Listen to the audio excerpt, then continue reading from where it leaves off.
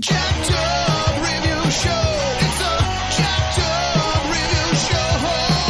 Jacked up review show. It's a jacked up review show.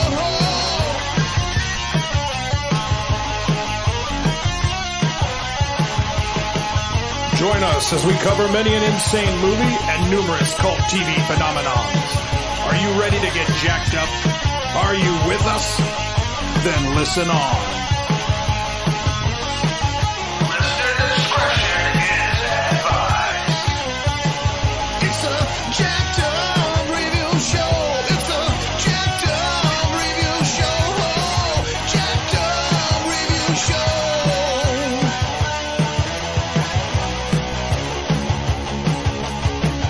It's a jacked up review show.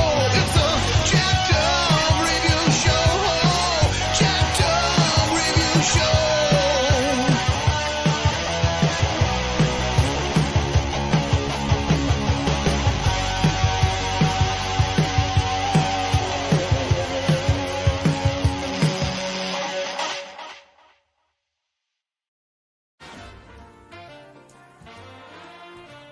We finally got your nightclub. People come here and become whoever they want to be for the night. It's fantasy. It's the best nightclub opening the whole year. We can go national, international even. It's the truth. You still haven't told me how you made this happen.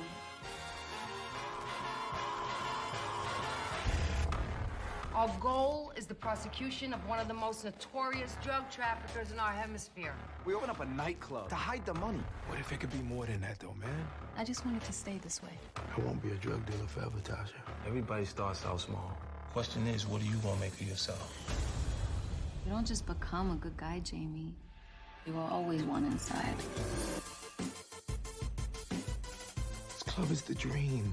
We can get out. You really believe that? If you don't want a war, there's only one way to stop it.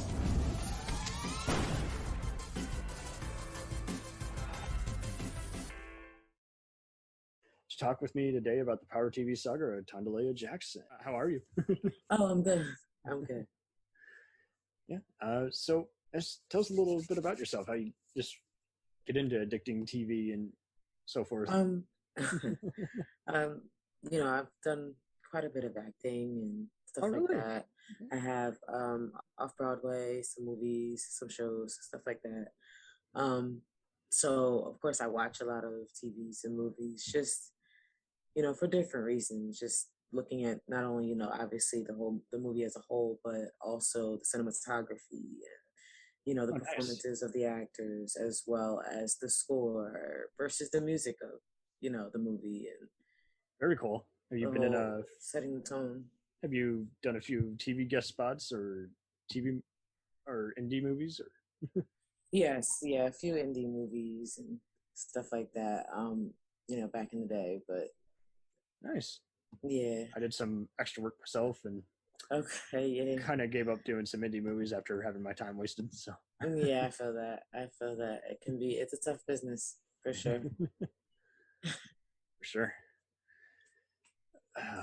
Sometimes you got to tell people no. It's like, okay, let's just write this from afar. Let's develop this. But if no one sees it, then it's as good as not doing it at all. Right. For sure. Okay, well, so how did you get into the Power TV saga? Were people recommending it for you? Were you already kind of into crime? So it's kind of crazy. Because when Power got first premiered, I'd heard so much about it, but like I was in like this, like I'm not gonna be on the bandwagon, and I'm not gonna be one of these people that just jump on like the Power. show, and Empire. and so and I was already watching Empire at the time, and everyone was talking about it. I was like, I'm not gonna be the person that just jumps on the bandwagon and all that kind of stuff. So the first season had already been out, and the second season was probably about a month off of premiering. And I finally broke down. I had seen so much of it on, my social media timelines, like about the season premiering and just seeing clips and stuff like that. I was like, oh my gosh, like I'm going to have to break down and really watch this. And when I did, I mean, the rest is history. Nice. Yeah, and I kind of am in the same bandwagon where I like to let the hype die down. It's like, okay, well, it's been on for a while and people can actually articulate what they like about it. That's the main case. When someone recommends a show or a movie for you and it's like, but what is it about? You just got to see it. I'm not going to see it unless you tell me what it's about. Yeah. And Yeah. I mean, I still haven't even seen Empire all the way. I've seen many praise it. I've seen some people say I felt like it went downhill. And then it's like, well, I got to make the decision, obviously. But at the same time, I mean, you got to really want to invest time in a show. And this one, I think what really got me into it, I was like, okay, this is the biggest, most watched show by a black demographic since The Wire. And it's like, okay, so they're picking someone's brains. I mean, I like similar stuff like The Shield and Ray Donovan. And it's like, okay, well, so we're in a post-Breaking Bad world and everything's got to be edgy. So, I'll bite. I've seen Omari Hardwick in bit parts in other movies and shows. He had been in the TNT on narc show called Dark Blue with Dylan McDermott, and he seemed like a cool guy when I saw him on social media saying I used to be an extra, showing photos of him from other sitcoms, and he's like, if I can do it, so can you. I was like, okay, so I'm sold on that. I seems like these cast members are really neat people. He in this show, Omari plays Ghost, who is a former drug dealer turned nightclub owner, and this show just is modern day New York, and it just kind of echoes how so many governors can be crooks, how many absolutely and so many unsuspecting people are like, it's I think it's a great testament to don't judge a book by its cover, because a lot of these people are not quite what they appear to be. They play to a certain crowd, they play to a certain audience, and like all the feds and attorneys have their own agendas, and some of them are doing it just for fame and a payday versus, no, I want to put someone away because I legit have a case for this that I can take to the state. And it shows some of the other colorful nightclub owners who are always just got a million different scandals and just money. And and a lot of people think that that life is glamorous and everything like that, and you really don't see the undertones and the things that go on in the back rooms and in the offices, and like in the first episode at the loading docks. And you can think that this person has these flashy suits and this big business and all that, and they're just that, and it completely escapes you that they're the biggest drug dealer in New York City, or that one of the top prosecuting lawyers is, knows exactly who the biggest drug dealer in New York City is, and exactly what he's got going he was my on. friend, and he, and his daughter knows him and plays with my son and all that kind of stuff. How do you feel like how the show portrays gangs? Because usually you'll see people in pop culture and even just in retrospects talking about real life gangs, how many of them are kind of bigoted, don't want to work with other races and everything. And here it embodies how Joseph Sikori's character Tommy and Ghost were friends since childhood, and just shows they pretty much all both answer to each other, so they're basically both gang members and kind of just associates. And then it shows them doing business with Lobos, a fictional South American gang. Yeah, I honestly think that it's a testament. It's very human, and it's real, and everyone is dealing with what's going on and judging people based on their actions and what they're saying versus what they're doing, and not, because of the color of their skin. Are they going to kill me because we didn't get them their money on time because somebody raided our warehouse? You know what I'm saying? Right. Not because, I'm a white guy in the gang or a white guy in the life, and you know what I mean? Brothers from other mothers. Absolutely. And that reflected in him when he would come over and always eat and go through the fridge and, stuff that, family members do. Right. I know that the new head of Starz used to be like the head of HBO during the Sopranos era, so it kind of makes sense. It's like copy and paste, just do another show that is showing a real life well, not real life, but like a plausible kind of just characterization, just showing here's this criminal who's, father by day and businessman, and then at night businessman, in illicit activities, and it is kind of funny how like the show just from the get-go just instantly just shows, and by the way, 20 minutes in, someone is obviously going to get murdered, and he's already cheating on his wife with an old ex-flame. And, yeah, right. And then you find out, but they were never close after a while, Right. They're both kind of unhappily married. She's seeing his bodyguard and being promiscuous. It's like, yeah. So yeah, these are, and that's a very, fine line on both sides. The way Ghost treated Tasha in that club, that wasn't okay. That's your wife. This is a big deal. yeah. And a big deal for our family, and a big deal for us, and helping us kind of, quote unquote, move up in the gang.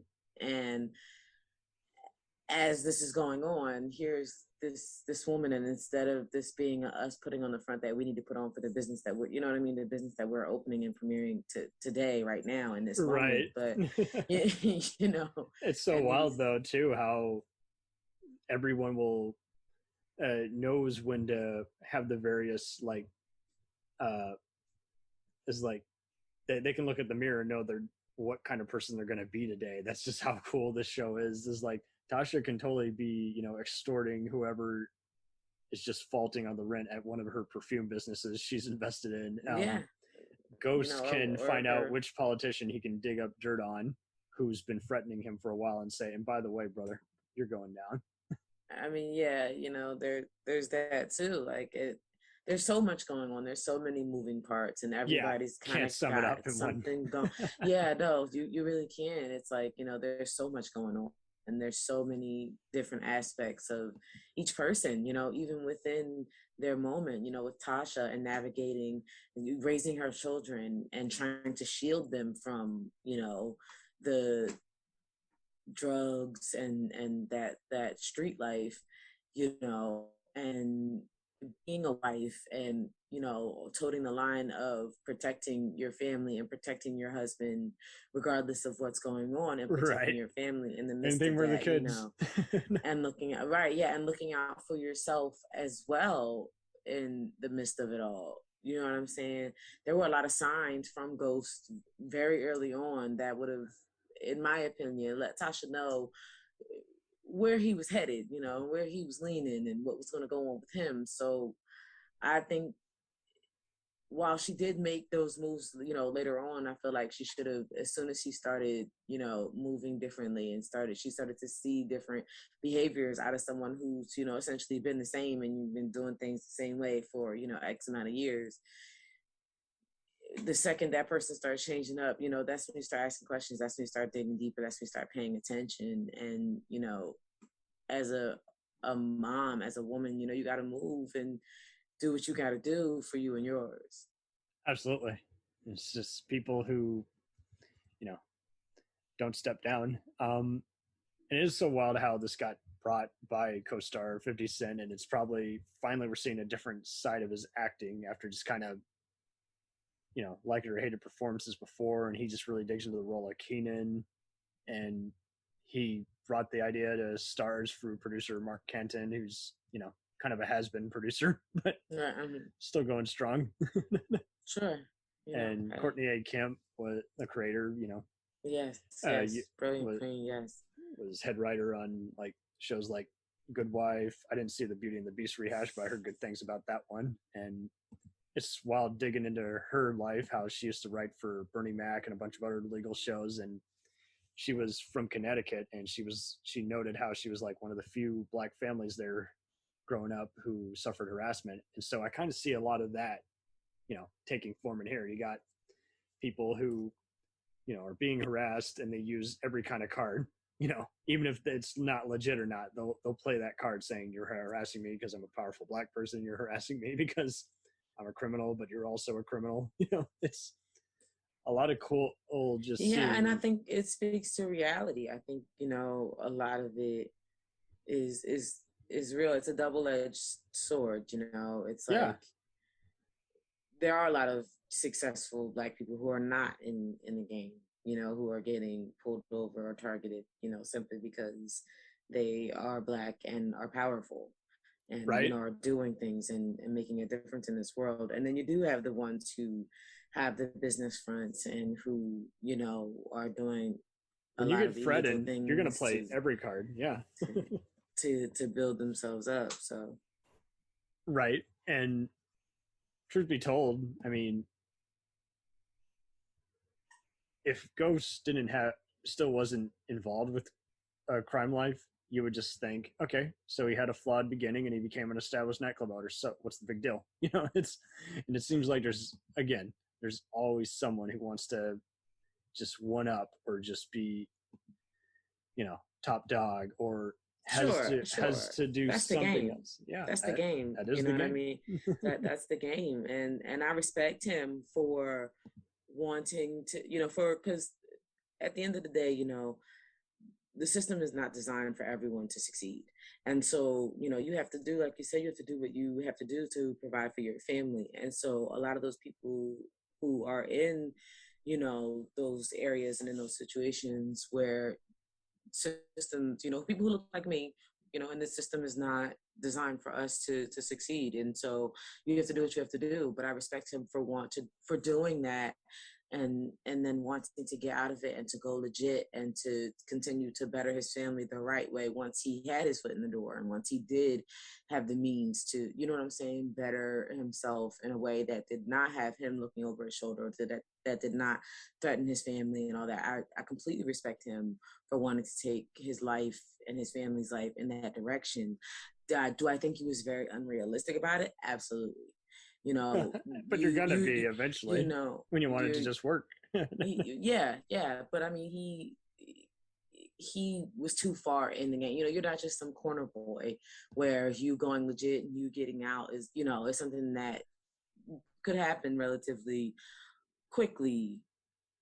Whereas you're very high up in the game and you're a very big part of a very larger cartel, you know, picture here. So it's very unrealistic to think that you can just open this club and kind of overnight you were just going to be out of the game, or everything that you had your hand in prior to opening this club was just going to kind of disappear. You know, was Tommy wrong for bringing the guy to the club opening? Absolutely. But in many ways, Tommy he should have cut Tommy off and been like, I love you as a friend, as a brother, but you're going to bring people here. Those boundaries. And I think if he had established those boundaries, I think he would have been able to transition that a lot smoother.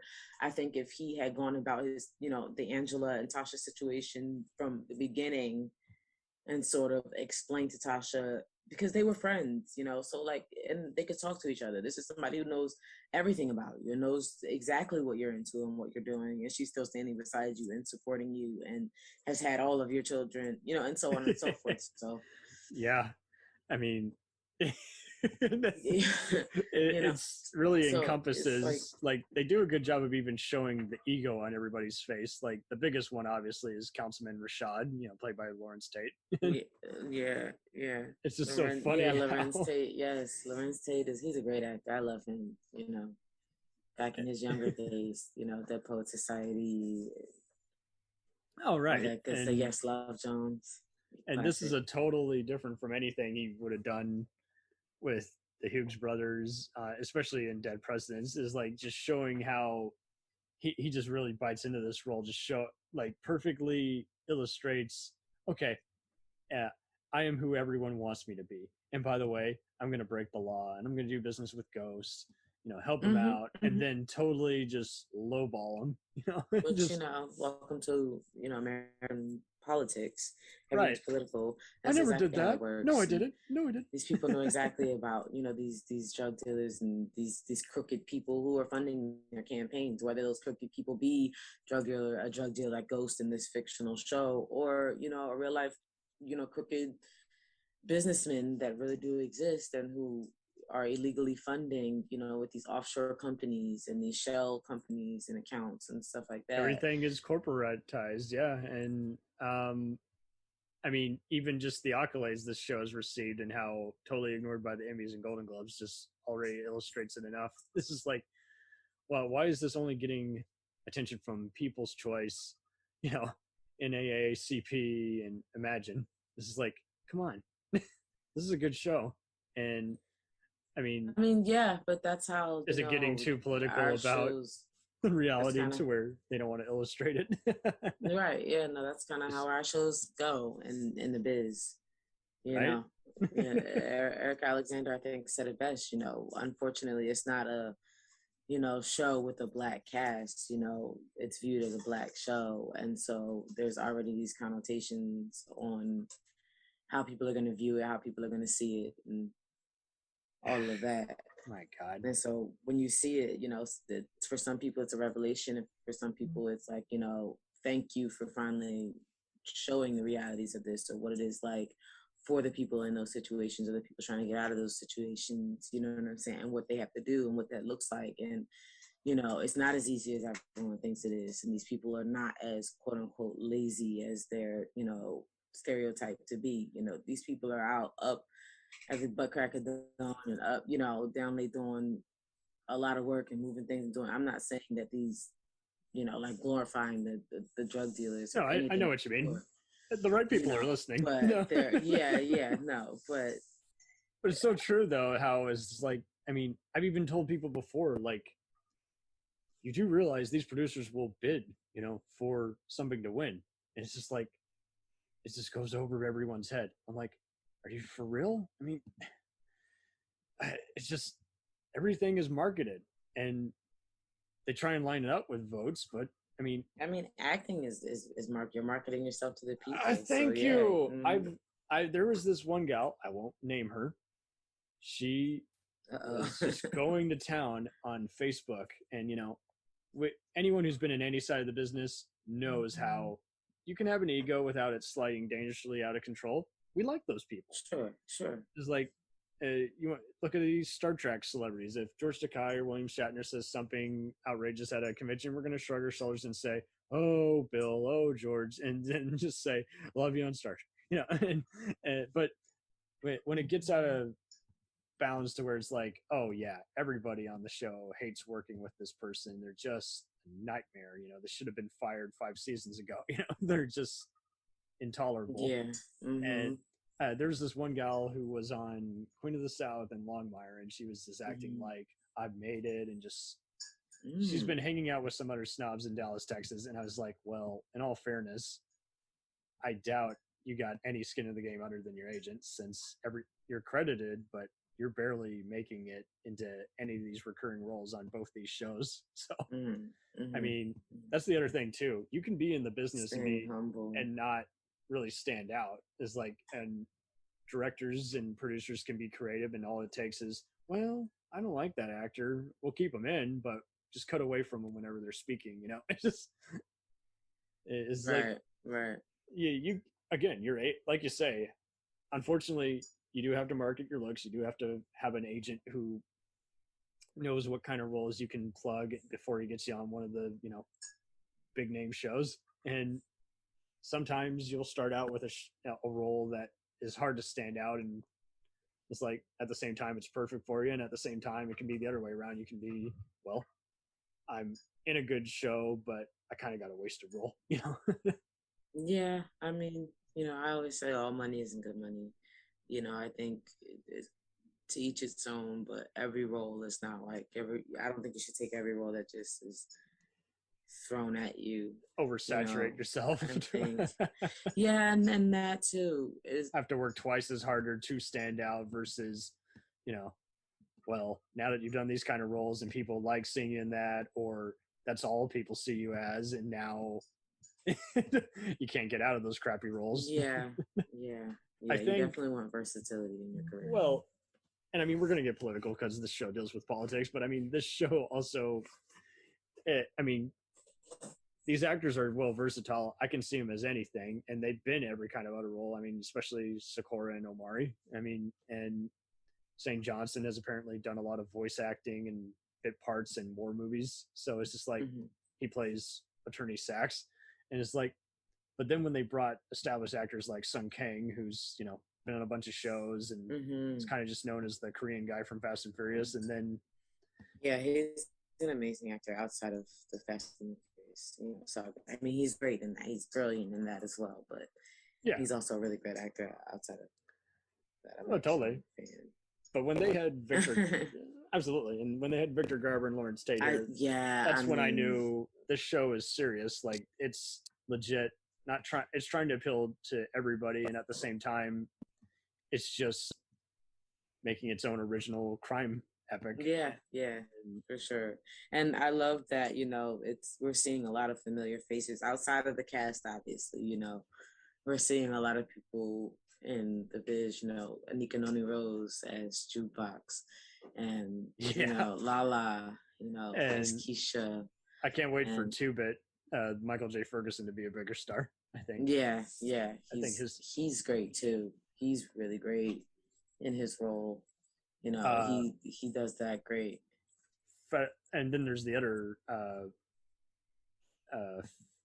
detective, Bianca Rodriguez, who's like working with the DEA or something. Yeah, it's like she's been. Everyone else might know this actress Monica Quarin, from shows like Lie to Me and The Crooked Cop in The Dark Knight. One of the crooked cops, anyway.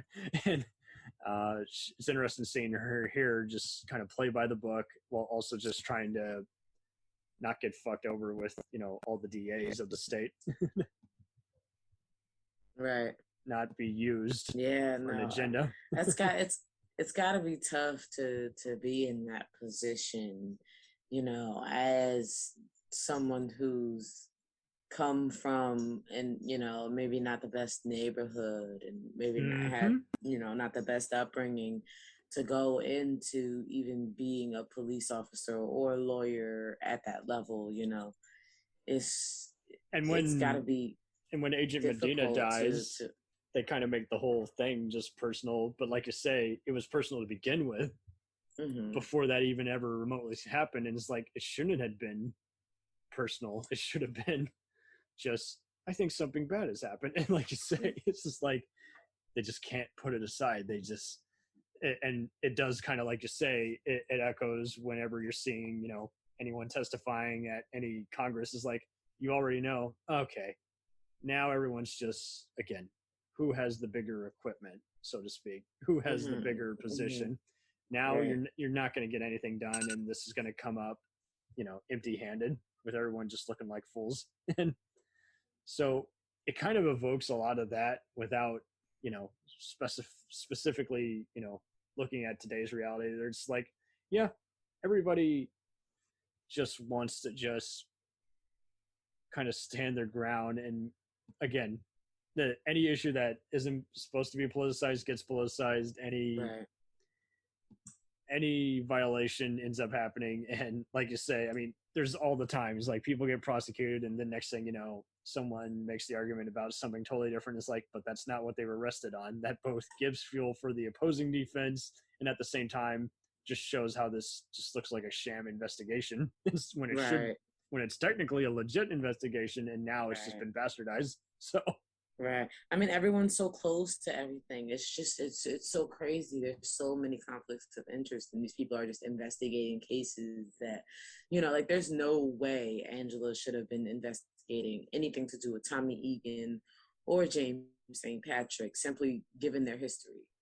Absolutely. And as a AUSA, as an agent of our government, they know your history, they know your past, they know everything about you, they know everyone you've talked to, who you grew up with, who your neighbor was, who your best friend at 6 was, and all of that before you even got into the position that you were into. So there's absolutely no reason why she should have been on any of those cases. Do you know what I'm saying? Lavarro goofed up by even assigning her to that to begin with, and then it's like she kind of disappeared and someone else took over as Angela's main head, and then it turned out that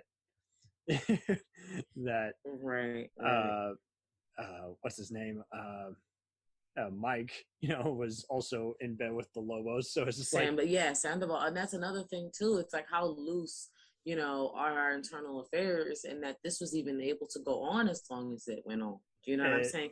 He didn't become a USA overnight. This person had to be a lawyer somewhere. This person had to be, you know what I'm saying? So he was in, he was kind of an insurgent for quite a while in our government, and no one pulled this out. How did a bunch of other people, like these federal agents, these people have degrees, these people have trainings, and they could be legit if they wanted to, but they won't. And two drug dealers from the street figured out that your inside man, that the guy who you all are working beside, who is essentially trying to put us all away, he's sitting right next to you, and that you're telling him everything, and devil in the details. Us, and I know exactly what's going on in the investigation, because I've already heard it before from my supplier and from my distro and from everyone else, because the guy in your camp has already told and called us and let us know that you guys are trying to move in on our shipment, and so on and so forth.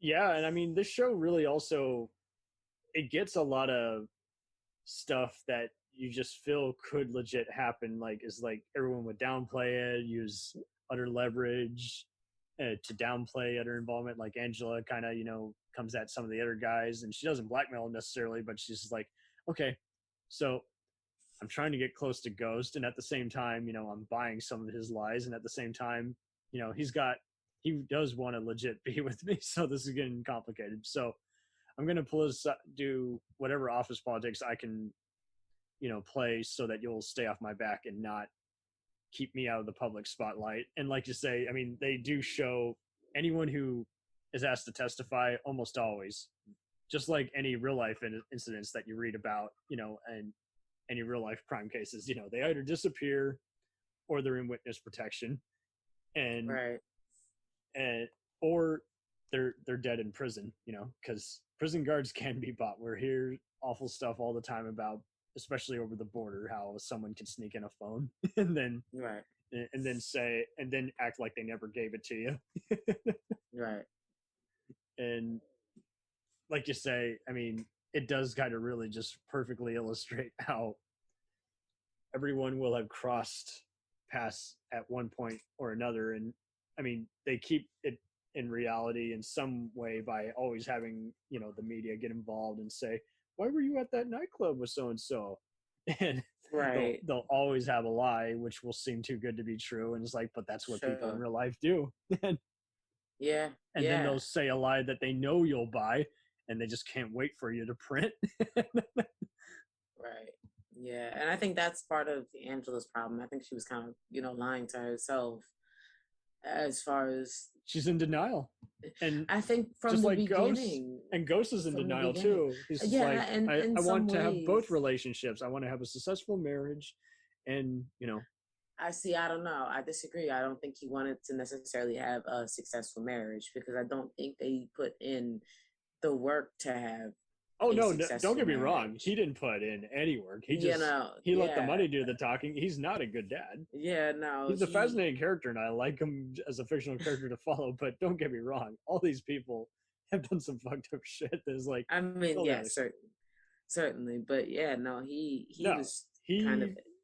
In his mind, I think, in the whole Angela and Ghost, James St. Patrick situation, I think the issue for him was that, this was the woman that I loved, and here she is kind of back in the picture, and there's a chance for us, and you know what I mean? Because that burning love that, he never kind of got past that. In some ways, he's still stuck in that childhood moment. He still has Tommy, his childhood best friend, around. Yeah. And a lot of things. And when they get involved with the Serbs, by that point. Moment. And for Angela, I think, for her, I think it was a part of her knew that they could not really be what they wanted to be and what they had hoped to be. But I think a lot of her hung on so hard and got so close and allowed him in, because a part of her was like that, what would have happened if we had stayed together? What would have happened if we had continued our relationship from, 18 years ago or whatnot? Like, what would have happened then? And I think that's what she was trying to get out of Jamie now. Well, that's exactly it. What they couldn't have intrigued them. That's what turns on anyone for power. Is like, well, I'll do whatever I can to make it happen. Yeah.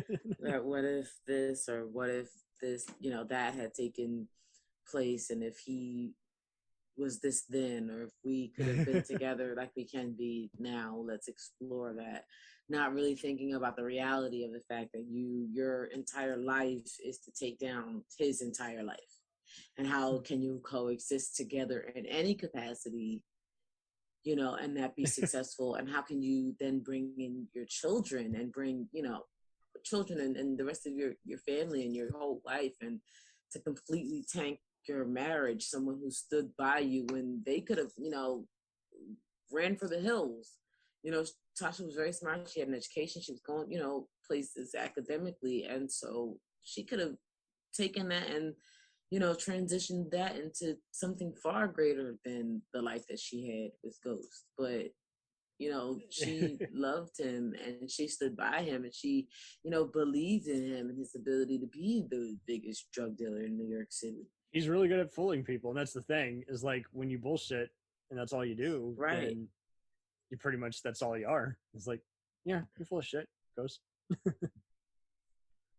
But yeah, by the time they get involved with like the Serbians, you can tell how Tommy and Ghost's egos are so inflated, and at the same time they know they've done fucked up. They have gone a ways away, and yet at the same time, I mean, even before bodyguard Dre's betrayal of Ghost and Tommy kind of being close with Tariq, Ghost's son, and saying who you want to choose, Right, and as a friend. There's a lot of that going on, in throughout the series, with Kanan and Sean, and like you said, with the I gotta touch Ghost on that. and Tariq, and yeah, even Tommy and Tariq, and Kanan, Ghost and Dre.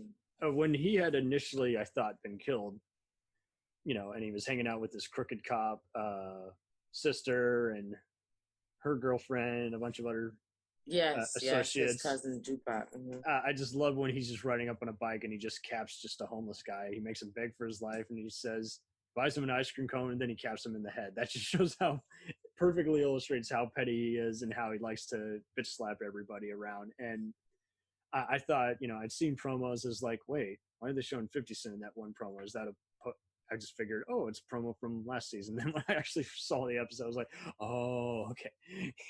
He hasn't been killed. He's been left for dead, but we did never see a body. And I saw some people kind of trying to out predict the show when it first premiered. They're trying to stretch it out. I'm like, well, yes, but it's kind of earned its right. It's got an interesting enough story. It can go on long enough. And it just seemed like for a while, everyone was just trying to just kind of label every kind of show that was coming out. It's like, well, this is pretty good because it's trying to be its own original fascinating. It was something totally different. I mean, we weren't seeing the shows where, they were kind of doing it on this level and seeing it like within, you usually see kind of the gang side of it all, because we'd seen The Wire, but that was a totally different animal, which was just showing poverty-stricken Baltimore, and a totally different. I was gonna say in a totally different city, a totally different the type of. Let alone this. I mean, when we get to Tariq's own spinoff, Ghost. I mean, even that doesn't examine college and high school the same way. That just shows how no one wants to learn, and how the media can be just used to someone's advantage, for police getting a wiretap, like in that one, like in the final season, they're pretty much being defunded, and to get refunded, they basically just take a picture of a random homeless guy and claim this is a serial killer. We need, we need funds to wiretap again. And it just showed how basically none of the system in Baltimore works. And here in New York, I mean, they don't reference anyone, but I mean, we just had Governor Cuomo step down. It's like, this is perfect illustration, and before that there was Giuliani and Bloomberg. It's like New York has a reputation of having some fiscal conservative and progressive Democratic types who, again, have plenty of people at the top who fool around. And so it is kind of interesting just seeing, illustration here on just basically you can make it be a battleground, or you can make it be just a fall ground. Yeah, New York City is a melting pot of a lot of different people and a lot of different lifestyles, and there's a lot going on. And same thing, in Baltimore. And so there's definitely, some parallels there. But, New York is a very, very big city, bigger than Baltimore, of course. And so, absolutely. so much more, of course, is going to go on there. And, you're going to have more of certain things just because there are more people and there is a lot more going on. And, it's definitely one of the top kind of states. Almost like, kind of a wonder of the world, if you will. It's one of the biggest tourist attractions. And so where our ancestors immigrated. Where some ancestors immigrated, yes. Some, not all. Yes, I'm not saying all. Not I do not have alternative facts, people, I swear. Obviously you're gonna have a little more of everything going on in New York City, but it's just a testament to the people of New York, and how resilient they can be, and how they can kind of flip and do and move. And a lot of these characters, it's very slick, and it's very like 1 minute they're in one position and the next, like they don't have the upper hand, and they're the target. And so it's very fast paced, and that's something that I really liked about the show, is that it's very much so. It doesn't kind of it's not very linear. It's not like, one note or black and white. It's like, 1 minute it's up and it's down and it's over here. And then 1 minute you think that you know this person and you think you have them figured out. And then they do a complete 180 and you're just like, how did that even happen? And who are they? And did we ever really know them? You know what I'm saying? And, like so many people didn't think Tasha could be a killer. And to kill her best friend. That just speaks to the brilliant casting and of Natari Naughton, and it's cool. I love Natari. And I didn't follow Free LW. That was kind of coming out around the same time as TLC. I was actually a fan. I'm not gonna lie. I was a 3LW fan. Nice. Yeah.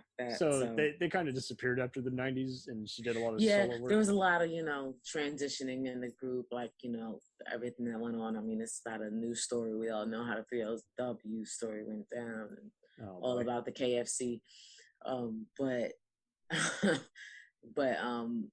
Yeah, she's definitely bounced back tremendously, and it, is a testament to her talent. She truly is phenomenally talented, vocally, acting. She can dance her butt off. So, like, yeah.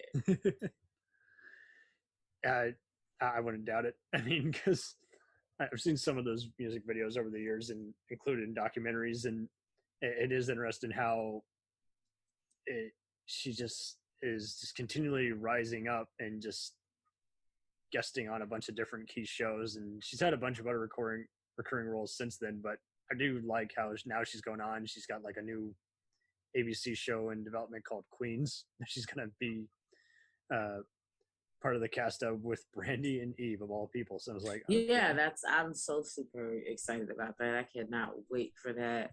I'm excited to actually see Eve back on TV again, and not in a talk show host capacity, but as an actress. I actually haven't followed as a Philly native myself.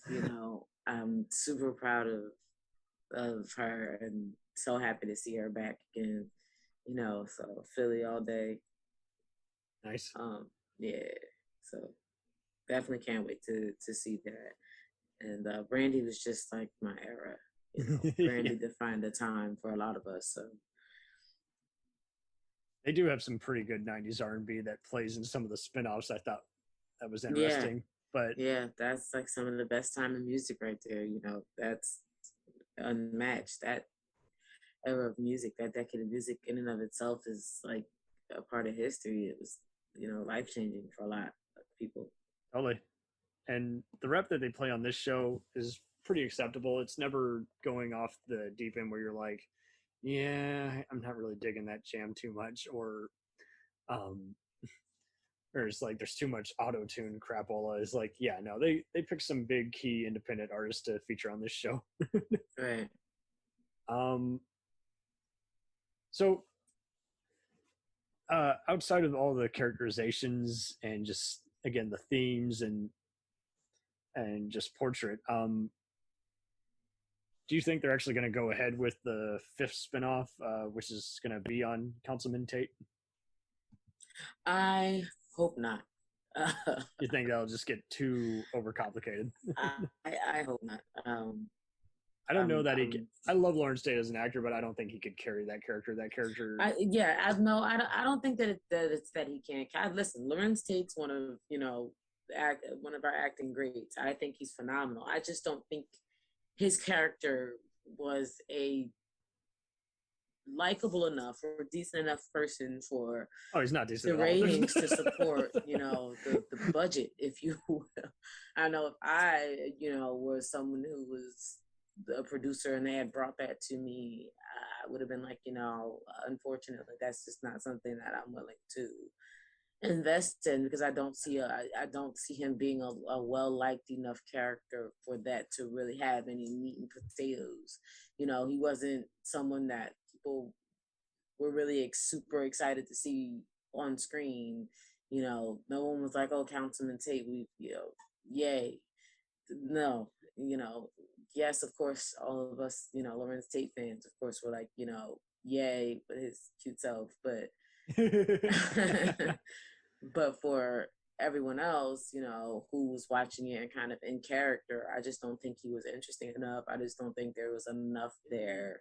I'm exactly with you. Let's flesh this show out and make unless they were to do a kind of better if they had said,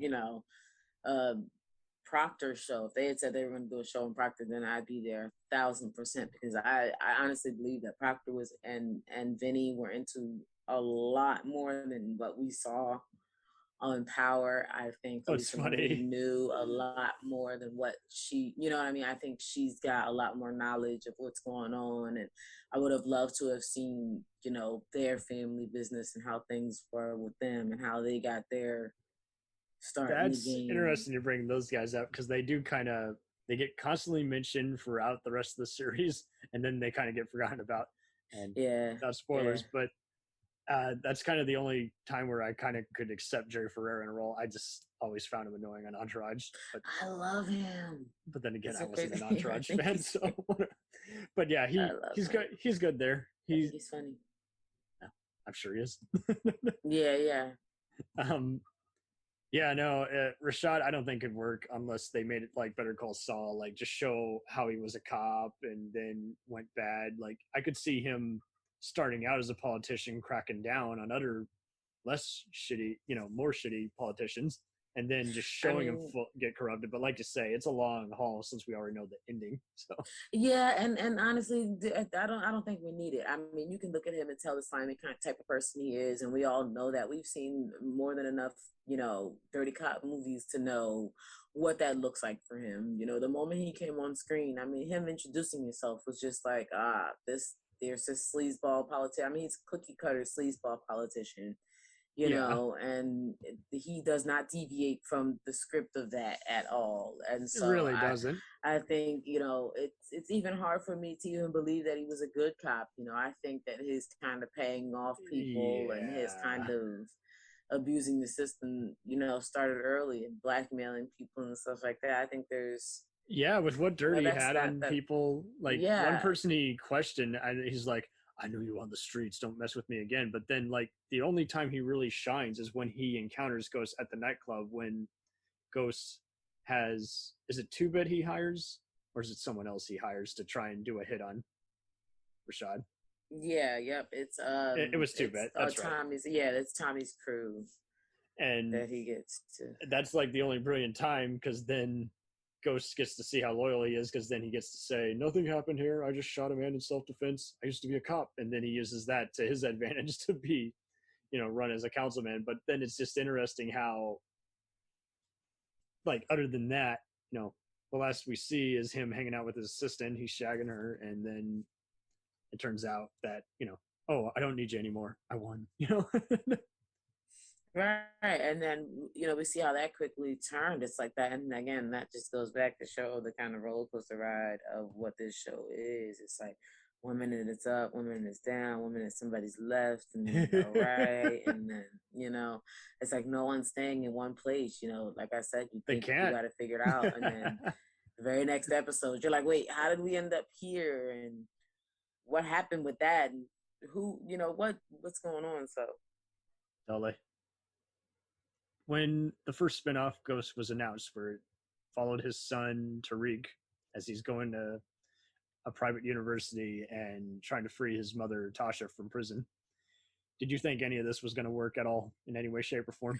Yes, because a lot of the characters that we fell in love with from the original Power were coming back, and we introducing were new again, people. and we were kind of we were kind of seeing some other faces, and we were kind of getting a glimpse a little more into what was going on with Tyreek, and I thought it was a very interesting show. Again, some really great people in roles that we didn't necessarily expect to see them in, but I thought it was good because someone decided to be a douche before this even came out and spoiled the last season of Power to me. I was late in the game, guys. I saw parts of it when it was on Starz back in the day, but I was finishing up college. And I went through it all on Hulu, and Hulu took its sweet time uploading the final season. And a key character passes away. Let's just say that. And you then becomes a race against time figuring out which of the at least 7 people was likely going to kill this person. And this show kind of carries on that same kind of tradition of mystery. And when it was announced, it's like, I'm just glad to see this world being expanded. It really ignites. It really gels as a whole. I mean, and then you got, singers who haven't really been utilized as much as actors, and they're kind of trying to prove themselves. And it's like, well, Method Man was good on Oz and The Wire as Cheese, but, mainly know him as, I'm Method Man, And so it's to see him as a lawyer with his own agenda is just, that was actually pretty good casting. Yeah, no, he was great in that role. That he definitely method acting, guys. Yeah, exactly. There you go. And it really is. I mean, he really gels in it. He was great, and honestly, seeing Tamika really shine in that series kind of was really awesome. Like, we knew she was a badass lawyer from, Power, and we knew with everything that was going on with the AUSA when they were trying to take down Ghost and Tommy, back in the original series. We knew that Tamika was a force to be reckoned with, and we got to really see just how, take no prisoners, grab them by the balls, kind of lawyer that she is. And I loved seeing that. I loved watching her. And then bringing in all the other characters up and, whose storylines haven't even been, resolved, like they've just even announced that Councilman Tate's brother will factor in a bigger role in season 2 of Ghost. And they've said that Lawyer Davis, is going to be played by Method Man's, bro and rap co-star friend Redman next season. So I was like, yeah, okay, I'm excited to see that's that. interesting, because I think that'll actually work, because these people have known each other since real life, so you might as well cast them in a real life character role. And I was actually fun to see Mary J. Blige in something that was a little more her, her speed, a little more her, moment. Yeah, I'd never seen her in any kind of role like this before. And I mean, as dramatic. Yeah, definitely not one like this. I've seen she's had a couple other roles. My favorite, other than this one, obviously, from her would probably be Prison Song.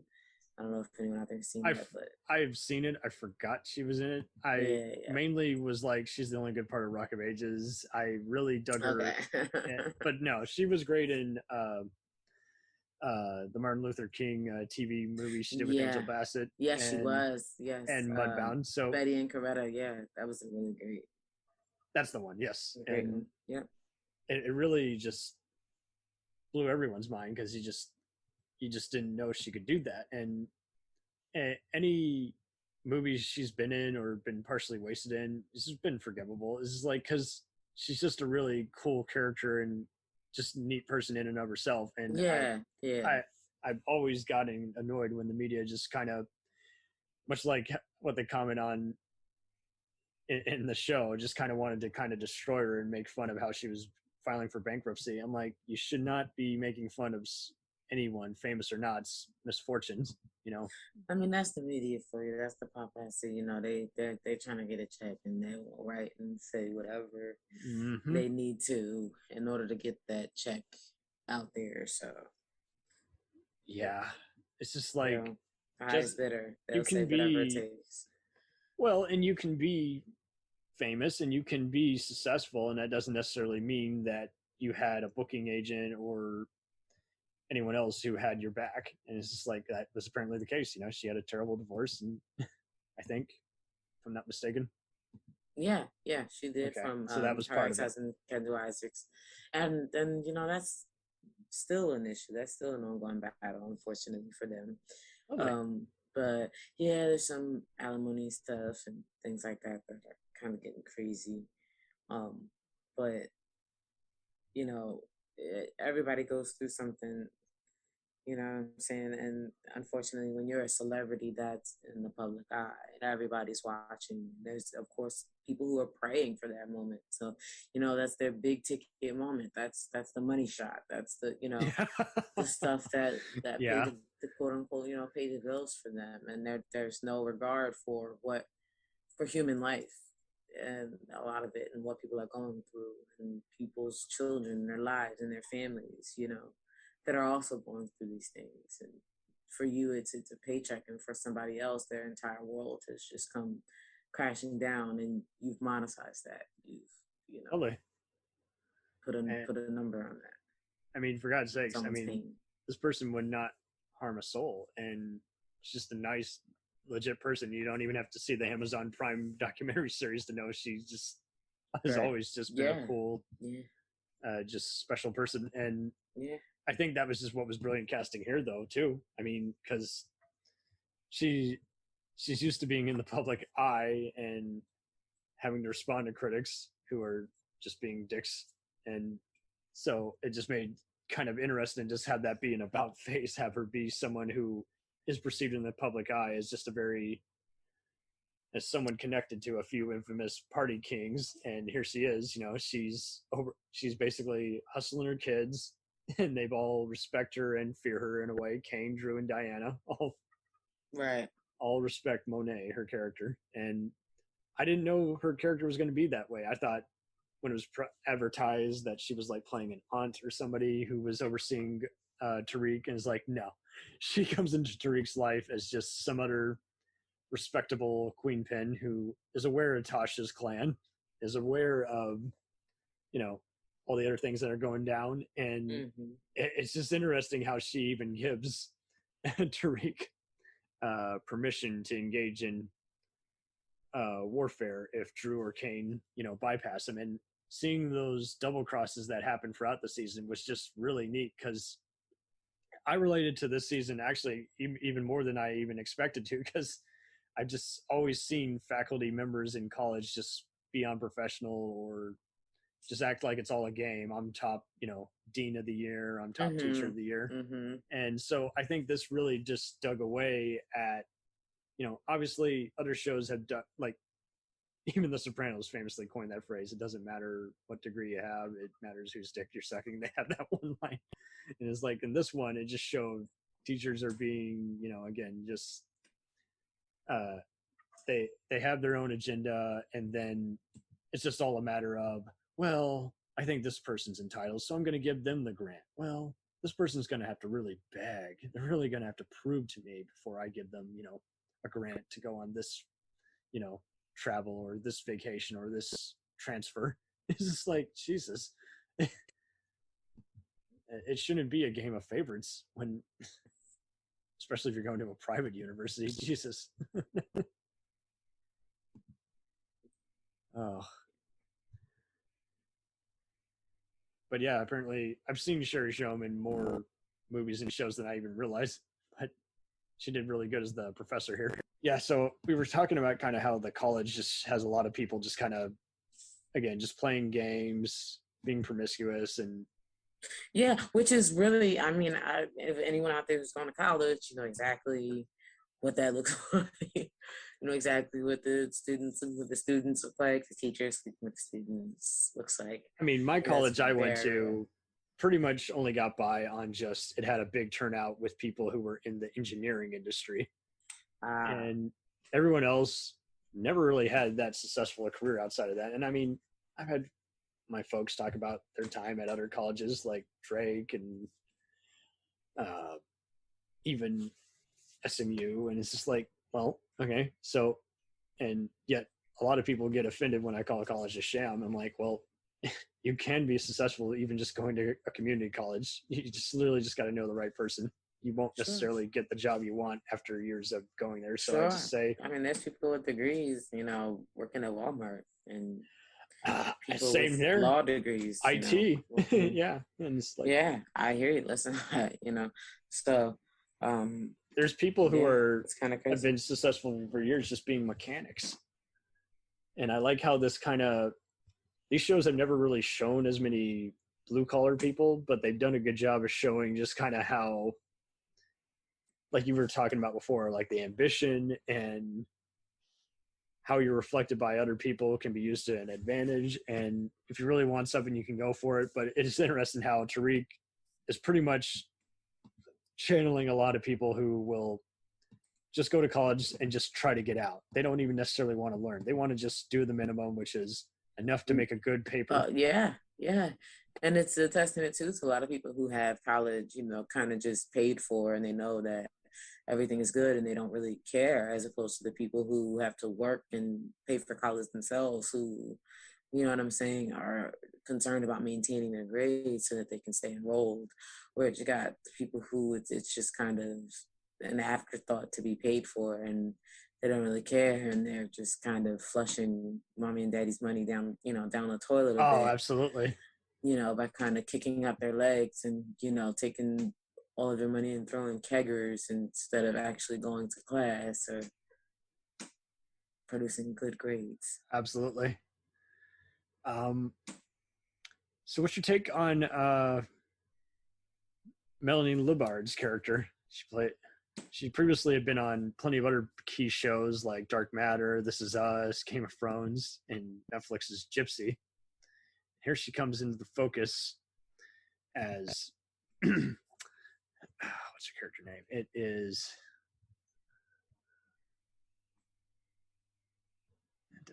it's a key character.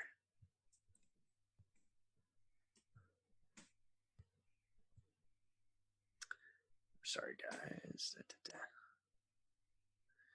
Yeah, she was Carrie. Yeah, the main professor. Yes. Yes, and I think that was, again, kind of poor hiring on the university. You have hired a sex addict as a professor around a bunch of sex crazed teenagers and young and budding adults. Like, I don't know if that was probably the smartest decision on the university's part. Right, and the fact that he's like a nephew of Monet, and it's like he's aware of her kind of lifestyle, but he's gotten away from it. And it's just so funny how it just comes full circle because, Tariq happens to be on campus, and when he gets word of who he is, he instantly connects the eyes like, I want nothing to do with this little shit. This guy, he is not graduating no matter how much effort he puts. I will be hard on him. And then I will cover it up by saying, I want every, black person to be very successful. And it's like, well, but that's not true. You don't actually believe that because you're being a dick to this guy. if you're an equal opportunity, then be equal opportunity instead of just, I'm going to make this guy just, I want him to break. Like, I think that's pretty much it. Unless he had seen him break, he would have only, but then again, maybe not. Maybe he would have still just been an absolute just horse his ass to him and abused his power as a professor and just making sure I'm only going to give anyone a grade if they, again, sleep with me or just pretty much just take a side and just argue the point. But if you dare to go out the bounds, then I'm just going to be just, again, as big a barrier as I can be. Yeah, and I think Jabari was very stupid. I think he got himself killed. I think he apparently obviously wanted to die because who does what he did? Like, who, when you see stuff, you're not supposed to see, you don't go talking about it, and you don't go trying to get, like, because you don't even know who you're dealing with. You didn't do any real research, and because you thought you knew everything, because you already thought that Tariq was sleeping with, the professor, your ex, who you're still attached to, because you thought that he was sleeping with that, it clouded a lot of your judgment, and then you started making irrational decisions, and you were moving irrationally, and then, his delusion, he was starting to have serious delusions. It was just getting out of hand. And it gets unpleasant at times just hearing him, because this is like, okay, he's worse than any psychologist who pretty much wants to have a affair with their patient, where it's just like, okay, but, this is, everything you're saying can easily be contradicted because you are a contradiction. Right. You represent everything wrong with the system. And it's almost kind of like how he and Officer Ramirez, this is like, there are also two examples. Ramirez doesn't want to get caught, and then he kind of could easily do away with Monet, and so it's just so hysterical how one of her sons does away with him. Yeah, I think it was Kane who killed him or something. Yeah, it was. Okay. And it's kind of crazy how all that even went down. He doesn't want to draw attention. It's like, well, then you shouldn't have got involved with Monet. You're a police officer. And again, like, he had quite a lot of questions to ask himself, because there's obviously staying true to the job, and then kind of staying true to your relationship, but you can't do both, not in that position, not when you're a cop and the person you're seeing is a drug dealer, is into illegal activity. It's kind of the Angela and Ghost thing, but on a smaller level, on a smaller scale. It's like, how do you think in law enforcement you can uphold or continue to uphold your job and your oath and all of those things? Right. If you're dating someone, because you're essentially you're enabling, you're allowing it, you're not stopping it, and that's against the law. And so then you're forced to commit a crime which goes against your oath. And so, like, there's no good in no. That's not a power. That doesn't start off. Especially when you get to the ending, you are just guffawing when you're seeing Sax just continually just being competent, because he's just so, I don't like to see people fail, but I take an exception when it's in fiction, and it's like, I love just seeing Sax just shout "fuck" every other sentence, because he is. I cannot wait until the episode where he is thrown in jail and rots there. He's done just as much, if not more, illegal stuff than the entire St. Patrick's, right, and everything. The stuff that he's done is just beyond. The fact that he still has a job, it's like, okay, yeah, this is definitely TV. Right. It's definitely TV, and they always back it up by just having there be some other power play. And he tries to always kind of justify, like, hey, I got a lead on Tommy. He just was seen talking to Tariq. And I love that cliffhanger, and I will leave it to people to decide, did he or did he not die?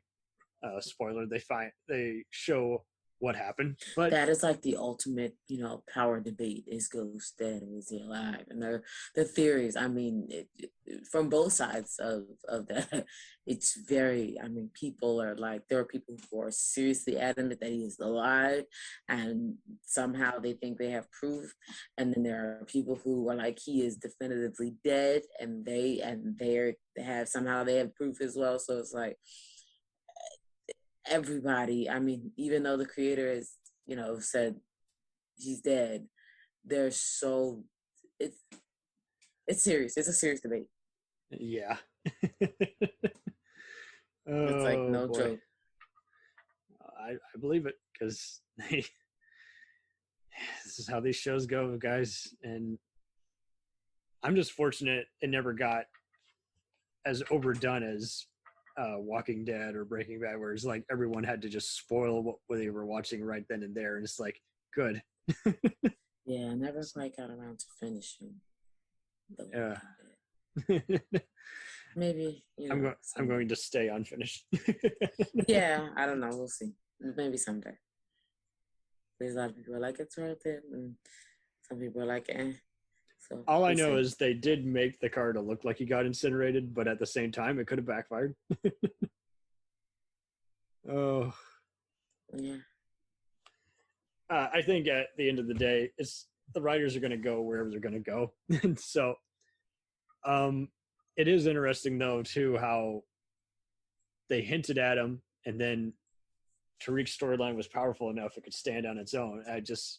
How Kane and Drew get their own agenda is just very well played. I loved how they even reveal, and just as you're thinking of which son was trying to kill Tariq, when he tests out the phone by sending a text. It's just so funny. Again, devil is in the details. He's right there. And so it's just so funny how 2-Bit starts both saving Tariq's life and then extorting him. Extorting him all at the same time. Yeah, and it's just second nature, and it's just, you can't help but just laugh, because it's like, this is part of how they do it.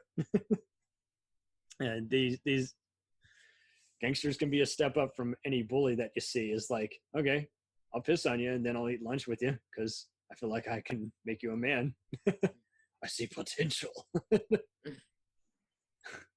And I mean, that's pretty much how gangsters end up being. They can either be the bully on the block or the quiet kid in school who had their own get-rich-quick scheme. And it's a dog-eat-dog world. Eat or be eaten, kill or be killed.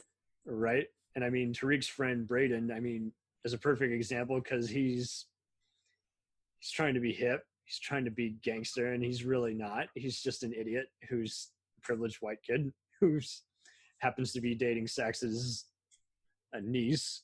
But I don't know. I have to give him credit. I mean, he was definitely holding his own better than most, and he was. But at the same time, he's got the game held down. And he's been a loyal friend to Tariq. You know what I mean? Loyal, but he's been hanging down. He's not the brightest of light bulbs, No, and he's very, knee jerk. But I think for the most part, he means well, and he's definitely someone I think that Tariq should keep around. I definitely think that he's somebody that, has had Tariq's back. I think that Tariq should obviously be smart about what you tell anybody, you know what I'm saying, especially when you're in the game and you're moving, a certain way. But like, well, and especially when Effie, Tariq's ex-flame, comes back into the fold, and she tells him, like, "You got to tell." He should have told him about that. That, and I mean, she does a good job of just illustrating, Tariq, if you want to expand and just be a person, you have to just say what's on your mind. You have to relate to other people instead of just be the quiet kid in the corner who's reserved. Right. Yeah, so, they say it's the quiet ones you got to watch out for. Well, and it was good because, I mean, you have to have some kind of change, because if people just remain the same, then you got to show how they affect other people instead of just being just, I mean, does anyone actually like Tony Soprano, for instance? Is like, he's the same guy from season 1 to season 6. Everyone else changes. He doesn't. And it's like, these characters do a good job of just changing up. Like Tariq, we didn't even think would even cover up a crime. And finally kill the professor. And yes, I am spoiling a bit, guys, because you should watch it. But I do like how it's. I mean, if you're in, if you're listening to this and you have not seen Power, you should probably stop. Stop now. I don't like to go out of my way to spoil, watch. but there will be times where it's like. Yeah, I mean, obviously, we're not just gonna tell the story, but right, we're not going to tell it all beginning. No. And I can't do an episode by episode basis. I don't have that much time. Yeah, no, right, absolutely. No, we'd be here all day. I'm excited that Daniel Sanjata is joining the cast in season 2, probably as a villain. Yes, but I love him and everything that he does. He's such a good actor. On Grey's Anatomy, he was great. On Manifest, he's great. Graceland, SVU, Rescue Me. Yeah. He's and handsome dude who you've seen him. Yeah. So, I mean, more or less, what were you really surprised by? Like, I was definitely surprised by the college arc. I thought that was just going to be in the foreground and just show Ghosts or Tariq basically trying to go into this lifestyle of his dad and yet not be at all like his old man. And yet, like you say, I mean, this, like the other shows, was as much a prison show as those, just showing Tasha survive in prison with Monet's contacts that working for and against her. Yeah. I was more so surprised at how quickly Tariq became family to the Tejadas, and it's a great legal thriller. There are some great courtroom scenes in this that hold their own, just like any other, Absolutely. I mean, that Tamika and Tasha scene, I mean, that was phenomenal. I mean, that was beautifully played on all parts from beginning to end. I mean, that's the type of lawyer that you want on your side. That's the type of person that if I'm going to hire you as a lawyer and we're going to, mock trial, because any lawyer is going to go through some sort of mock trial as to what, prosecution or the defense could ask you. Because Davis Mithman's character is almost as big a kiss ass as Councilman Tate. He is playing every kind of card and then just keeps switching around to where it's like, no, that doesn't add up at all. You're just trying to win without actually being, legit. And now you're just trying to, be a proficient, abuse every other kind of privilege. This is like, I want to be the best black businessman in, New York. I'm like, well, you can do that naturally, but this is like, now I'm just kind of abusing every area of the law. And it's like, he almost uses her almost as a hostile witness at times. Yeah. You know what I mean? Tamika's great. Tamika was really great. Right. Especially when you also find out, the other gal who he's sleeping with just finds out, is like, I'm no longer going to work for you, Davis. You're an asshole. And he was. I mean, he was a married man, and here he was with her as if he did not have an entire family at home. And what kind of person are you, and what does that say for their relationship? What hope do they have? I mean, what are your options here? Like, he's obviously not leaving his wife, which they rarely ever do. But let's say, okay, he does leave his wife. What is he going to leave his wife and, any kids he might have to be with you, to then leave you with unmarried with kids, or, you know what I mean, in that same situation? Yeah. So what really did you think was going to come out of that to begin with? Like, it's what I didn't understand. And just a good job of just showing also how Tariq literally he is his own man, and he's been bracing for this ever since the death of his sister, for a hit that was meant for him, and just showing, how he doesn't have anyone to really rely on, how he's able to kind of hustle with a stripper girlfriend of Tasha, and then even just build up just other connections. And he legit, again, he values these friends. And at the same time, one thing is set on his mind: how do I conquer this professor? How do I, cover up my criminal ties? How do I get my mother out of prison? And if she's in prison, how do I keep her safe there?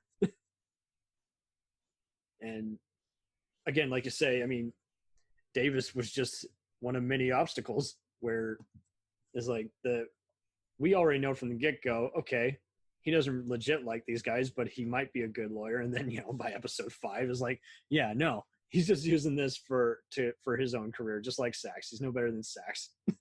Right. Which is kind of what makes it powerful. You're wondering who is going to win. They're both hack lawyers.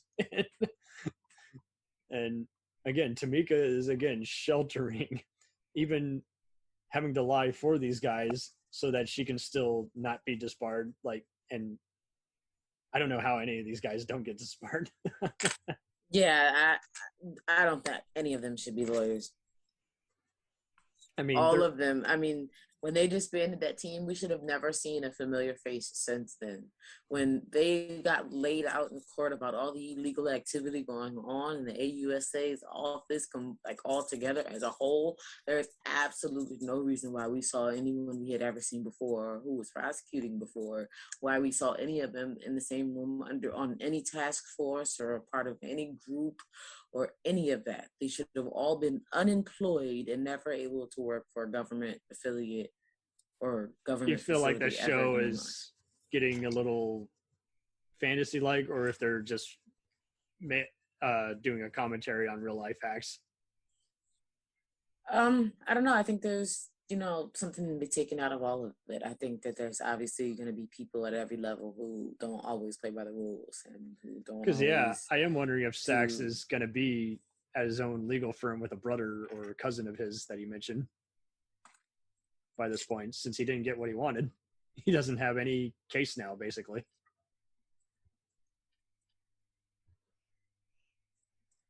So it does make me wonder, is he going to be at his own firm? Because that's probably what makes better sense, I mean, we'll see. We'll see how it plays out. It could really go. Or will he just hustle someone else? Will he, fuck someone? And I don't know. We'll see. Maybe Davis and him will, because they had their little thing and how that went down. That's right. He did have that. Sherry Sham's character's not with him, and she's gone her separate ways. Who knows? He's kind of in a bad position right now. He's kind of looking. I think Davis will definitely be more powerful. That's for sure. He's gonna start up his own firm and just kind of. Again, he's gonna keep doing the whole card. I'm gonna get every minority who's been wrongly convicted, and then violate that privilege and be like, "I'm doing it for my career. I'm not doing it because I believe in the cause."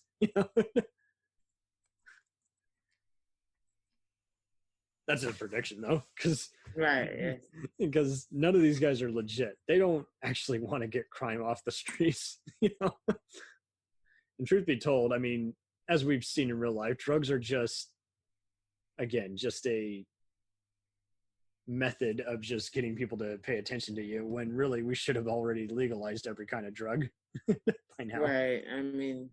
But because they want the things that we should be regulating and making illegal are the ones that they're actually prescribing, the ones that they're giving away legally and that you can actually obtain legally. And this show never exploits drugs or anything. It's like, all the stories. We don't have to tell you about the billionth time about cocaine or opioids or even pharmaceutical drugs. It's like you've seen Breaking Bad and all those other shows. No, and those shows weren't even interested in being political about drugs. This is like, well, we're pretty much just showing you how there's hypocrites in every area and how that can be used to every one of these characters' advantages. And at the end of the day, you're going to tune in because you want to see if Tariq or Tasha will be successful at getting out of these awful predicaments. And as you already illustrate, I mean, we see real life stuff, even with pharmaceutical stuff, like some doctor will be prescribing something or someone will be stealing something from some kind of, pharmacy. Is like, well, yeah, because the prices are outrageous. It is practically extortion at some point, but it's legal. Just like any politician can take a bribe and just count it as a donation. So it's just like, if anything, I mean, this show came out at the right time. I think if it came out back then, I think everyone would be like, oh, I don't like what it's talking about, And it's like, now we're not as sheltered. Now we have people who legit know everything is flawed. It's operating, but not efficiently. So, I mean, I guess this brings us to the next part where we go to Raising Kanan, which is about 50 Cent's character back in 1991. Yeah, man, that's this is a different a horse of a different color. I can't say that I was even super excited about the show. Mostly because I was afraid that we were just gonna get stuck with like another, get rich or die trying. Same. And that was my biggest fear. And while it is not exactly that, it isn't exactly as interesting as I thought it was going to be. I'm hoping that it picks up. I'm hoping that it shifts a little bit, because I in no way even see the makings of the Kanan that we saw in Power. And it's a totally different. None of it's really kind of making any sense. Even the family dynamic and everything like that. It's interesting. At this point, I'm glad to have various TV franchises that are their own thing that are going to be lasting quite a while. But at the same time, I mean, that doesn't necessarily mean that all of it will work. I mean, we've all had Star Trek spinoffs we do or don't care for. We've had, counter to this, I mean, Kenya Barris's Blackish franchise has been interesting because the main show and the spinoff Mixedus were a lot of fun, and yet I couldn't get into the Grownish spinoff, which was dealing with college life. It just felt like it was for a totally different audience, and I think that's kind of the deal here. Raising Kanan is just pretty much 90s escapade. Yeah, it's related by the character, but it's a whole different deal. It's a whole different. Yeah, and I don't know that it honestly, I don't know if it necessarily fits with the Power. It didn't really for me. I enjoyed it. Yeah, and I get it. Yeah, and I get it. I do get it that it's kind of a precursor to all of that other stuff. But I feel like that getting a backstory as far as because honestly, Kanan was not really a main character. Kanan wasn't. Do you know what I mean? He was just kind of a sub character that came in later seasons. It kind of had his moment, and then he fizzled out like other characters. And that's kind of what works for 50 Cent. And so I didn't understand why he even ended up with the show to begin with.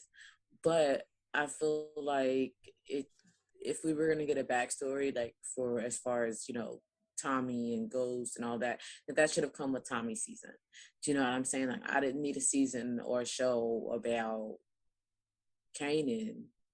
Well, that's just it, because he was everything Ghost wasn't.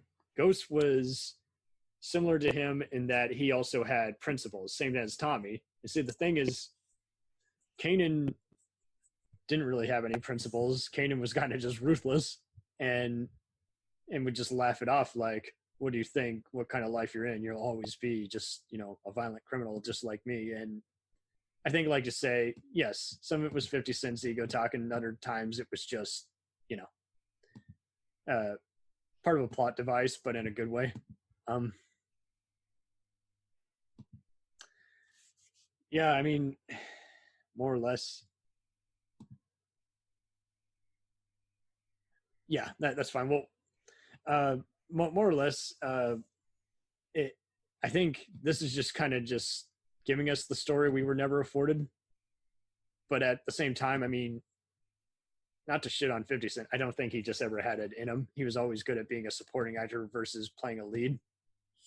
Yeah, and I just don't like the concept of the voiceover and things like that he's got going on. It's just a huge departure from the Power we know. And it's definitely, again, like I say, speaking to his ego, it's just like, yeah, I mean, that kind of renders part of the narrative false because we all know how this is going to end up. But at the same time, this is really cool seeing you try and capture the look of the late 80s and early 90s.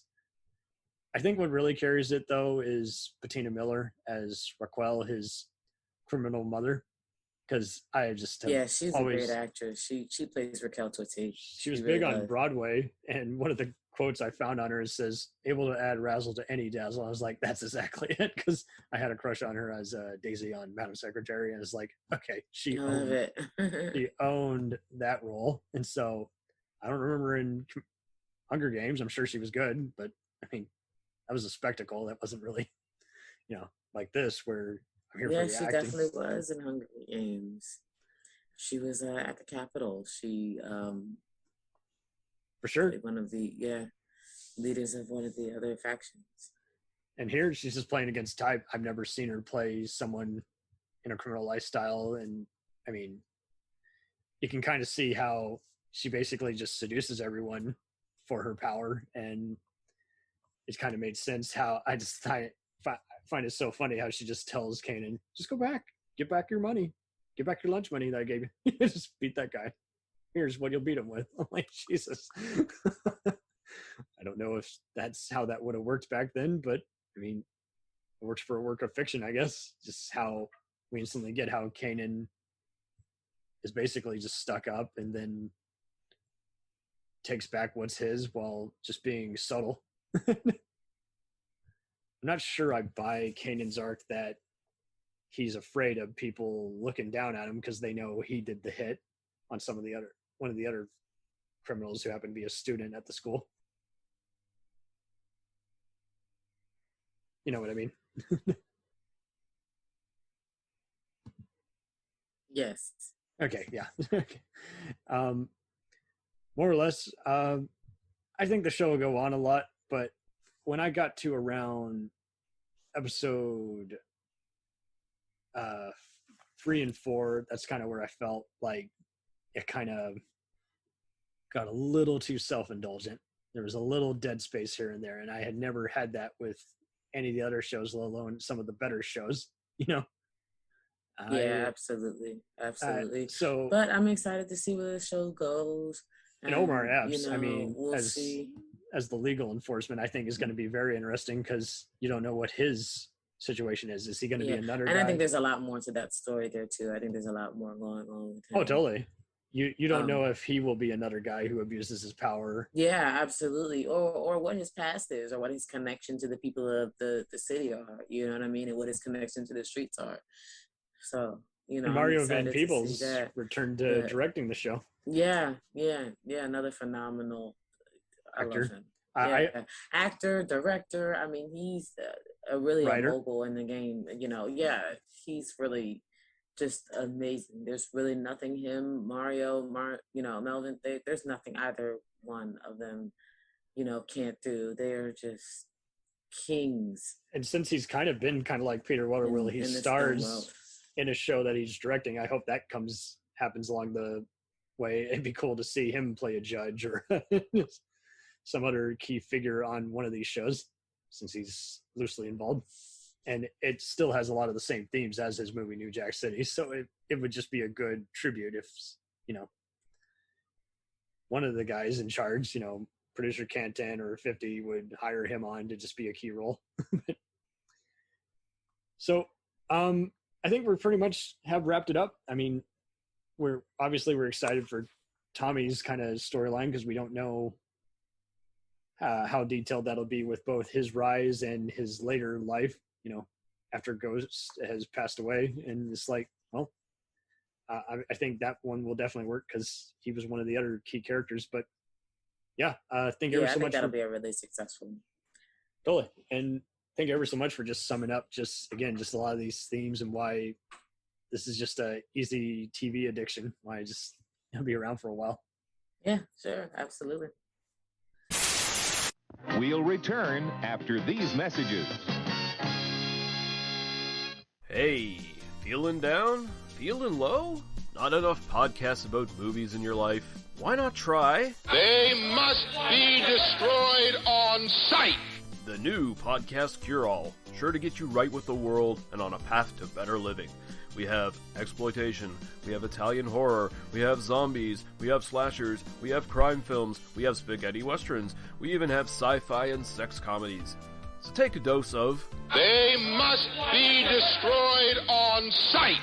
As needed, and let the hosts, Lee Russell, Daniel Harper, Paul Romali, and the odd guest host cure what ails you.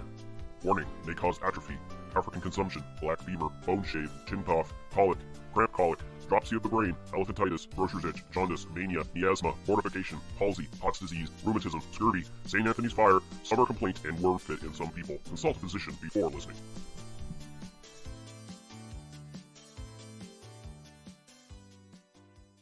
Hey, I heard you like movies. I heard you like to hustle. I heard you like podcasts. Well, guess what? There's a podcast for you out there called The Home Video Hustle. Damn right. Every Friday, we talk about whatever movie PJ picks out the bag. What does that mean? Every Wednesday on our YouTube page, I put a bunch of movies in a bag, and PJ picks one out at random. And then we just watch it. We talk about it for maybe like an hour, hour and a half, 2 hours, whatever we feel like doing, wherever the conversation leads us. But do we actually talk about the movie? Most of the time. Tangents galore. Yes. So believe me, we may be a movie podcast, but it's not always about movies. We may talk about video games, music. Yeah, that's the big one, music. Sometimes we might get a little bit of politicalness in there. Yes. Sometimes we may just, we know what we like to do. We like to tell stories, PJ. Yes. I am the master storyteller of the podcast realm. Undefeated. So if you like to hear about movies, video games, whatever foolishness comes to our mind, the most random stuff you could think of, check out The Home Video Hustle. You can find us on the Stitchers, the Google Play, Apple Podcasts, what else? Podbean, what else? Podcast Addict, goddamn, all that. Ain't no reason you can't get your hustle on. We everywhere, worldwide, baby. Hustle, motherfucking hustle. Hey, we can't cuss in the promo, PJ. We gotta be family friendly. There may be podcasts out there that don't want his hair say all that good fun stuff. Well, you. Don't run the listeners away, PJ. I'm sorry. But this is going kind of long. Yes. So we're going to end this and say, hey, check out The Home Video Hustle every Friday on all the various podcast outlets. Peace. Peace.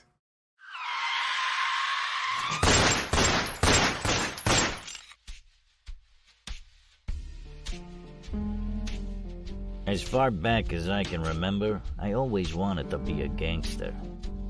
And while Witch didn't make it to the top of the world, he did make the Gangs of Hollywood podcast. So join the gang and enjoy a movie review podcast about movie gangs, gangsters, mobsters, and the mayhem they cause. You can find GOH Podcast on Facebook, Twitter, and Instagram at GOH Pod at www.gohpod.com, as well as your favorite podcast listening app. And remember, say hello to your little friend for me.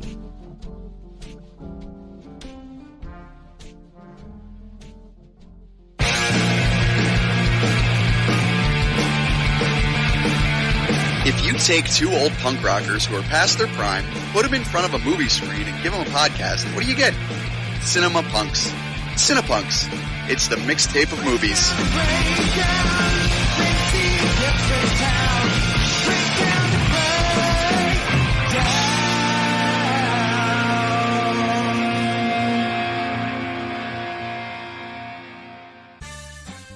Did you ever see a film at such a young age it left you traumatized with cinematic wounds? Necrophilia. It's a dead issue, man. Don't push it. Cinema Psyops is a weekly podcast documenting an ongoing experiment on the mind of an unwilling test subject. No one should have to watch this movie. Oh, no one should have to watch this? No one should have to watch this movie. Surprisingly, it's not a topic that a lot of people really want to tackle. I'm shocked, prudes. I know, really. Right? It's the next sexual frontier that no one wants to explore. I am, in the most sincerest of senses, disappointed in you. It takes a powerful goddess like Connie, jam her arm down the monster's throat and kill it. Oh, I'm still tripping out over that. Even as a kid, I was like, I gotta find a girl like that. Every week, I get a new look of disappointment that I never thought I could get out of it. Unimaginable. At 12 years old, you should not be watching this movie. Obviously. At 13, you should not be. 14, you shouldn't be. I'm not entirely sure even 17-year-olds should be watching this movie. Just because you're offended by something doesn't mean that you have the right to demand that it doesn't exist. Watching this film again, I had all of this like little nerd glee with everything that kept little popping history all popping up absolutely. at you. So I totally loved this film. Hey, I know why you couldn't see that. It's because your brain's warped from watching this shit at 12 years old. Yeah, this is a rough movie. I told you ahead of time when we were getting ready to do it that it was going to be a rough How did you watch one. this shit at 12? Because physical wounds heal, cinematic ones don't. Listen to Cinema Psyops.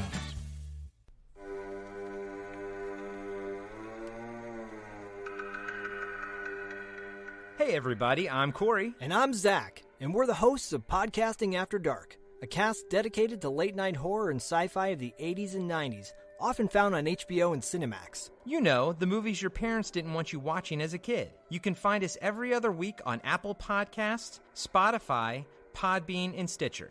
This is what you want. This is what you get.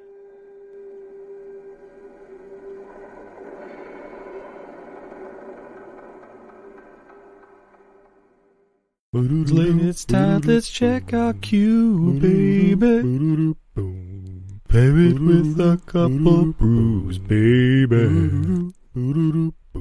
We love good movies.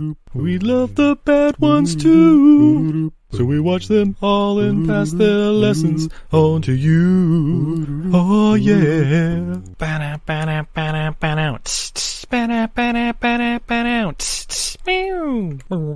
Everything I learned from movies helps to make life a little bit groovy.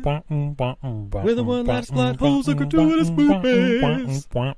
It's time to get busy with your friend Steve and Izzy at eilfm.podbean.com. Welcome to Who Was She podcast. I am your host, Tara Jabari. After a decade working in documentaries, marketing, and all things digital media, I found that podcasting is a strong medium to share stories. After years of producing for others, I decided to start my own biographical podcast.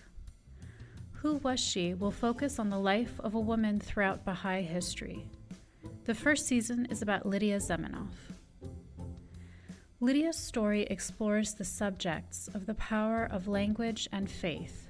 Her father invented the universal language Esperanto, and she came from a Jewish family and became a Baha'i. She grew up during World War I and was killed during World War II in a concentration camp, despite heroic efforts to save her life. How can one person's life intersect with so many others, connect across borders, and inspire a biography which inspired this podcast? Over the next few weeks, I will share her story with you and the lives that were most affected by her and those who affected her life as well. They include her father, Lydia Zemenov, her spiritual mother, American journalist Martha Root, and the Baha'i German soldier Fritz Mako, who worked for the resistance undercover while having to serve the Nazi Party.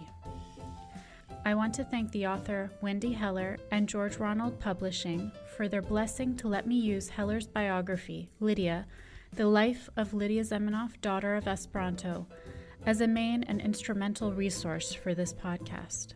So please subscribe and learn about this amazing woman who traveled through 3 continents in an effort to bring unity through the power of language. You can also find more information on our Instagram, Facebook, and Pinterest at Who Was She Podcast. Music was composed and performed by Sam Red. I am your host, Tara Jabari. Join us next time as we begin our journey about Lydia Zemenov.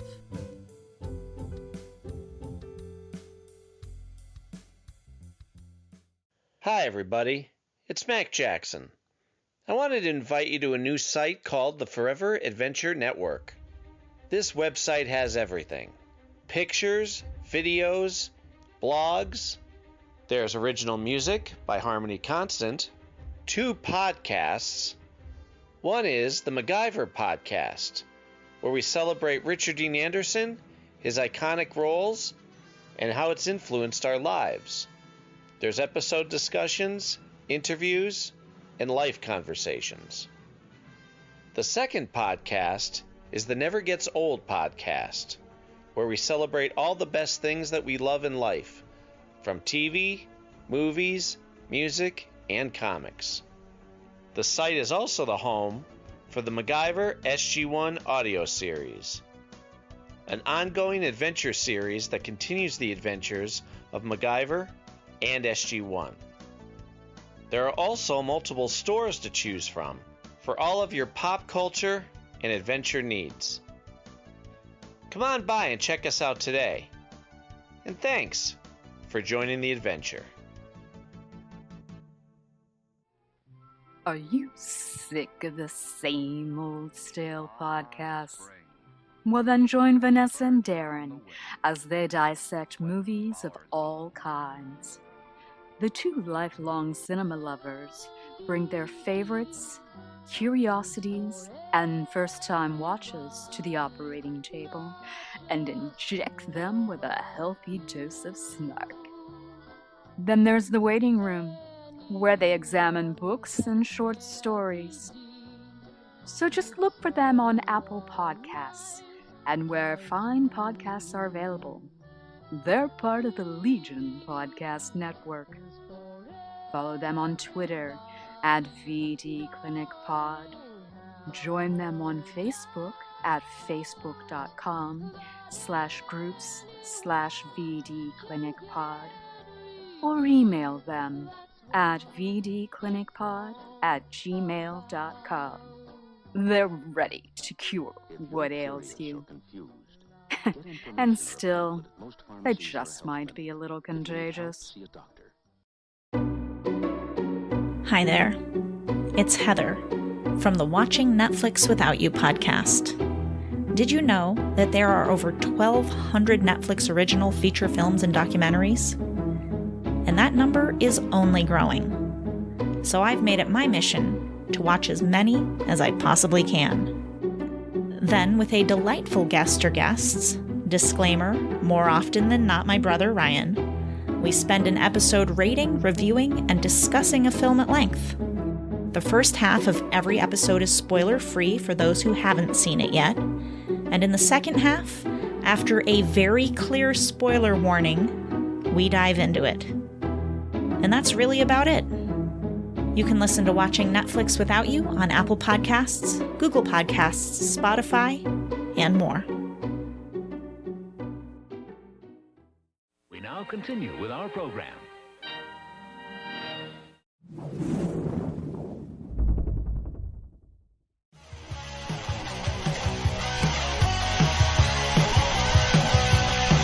Follow us on the web on Facebook, Twitter, and Instagram. The podcast is available on Podbean, Spotify, iHeartRadio, Anchor, Apple, and anywhere else podcasts are available. Feel free to review our show and leave comments on any of those sites.